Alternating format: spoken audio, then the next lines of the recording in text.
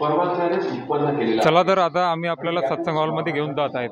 त्याच्या आधी सत्संग हॉलच्या बाहेरची व्यवस्था येणाऱ्या भाविकांसाठी कशा प्रकारे केलेली आहे ती आम्ही आपल्याला या व्हिडिओच्या माध्यमातून दाखवण्याचा प्रयत्न करणार आहोत। या ठिकाणी एक सेवादार उभे आहेत, त्यांच्या प्रतिक्रिया आपण जाणून घेऊया। नमस्कार सर, नमस्कार. आपलं नाव? शिवप्रसाद दास. आपण या ठिकाणी काय सेवा करत आहात? बूट आणि चप्पल या सेवेची म्हणजे सेवा लागलेली आहे आमची.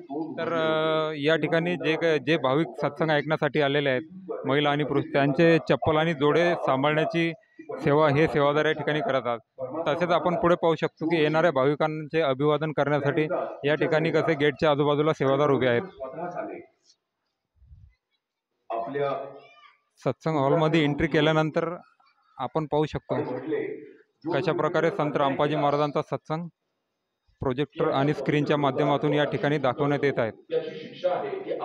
आपण पाहू शकतो कशा प्रकारे एका बाजूला महिला बसलेल्या आहेत, त्याचप्रमाणे दुसऱ्या साईडला आपण पाहू शकतो की पुरुष या ठिकाणी सत्संग ऐकण्यासाठी बसलेले आहेत आणि शांत चित्ताने सर्व भाविक या ठिकाणी सत्संगाचा आनंद घेत आहेत।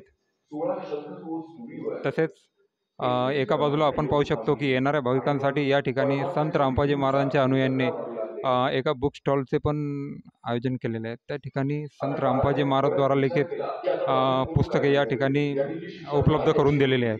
पाहू शकतो ज्ञानगंगा, जगण्याचा मार्ग, हिंदू धर्म महान हे पुस्तकं या ठिकाणी विक्रीसाठी उपलब्ध केलेली आहेत। धन्यवाद।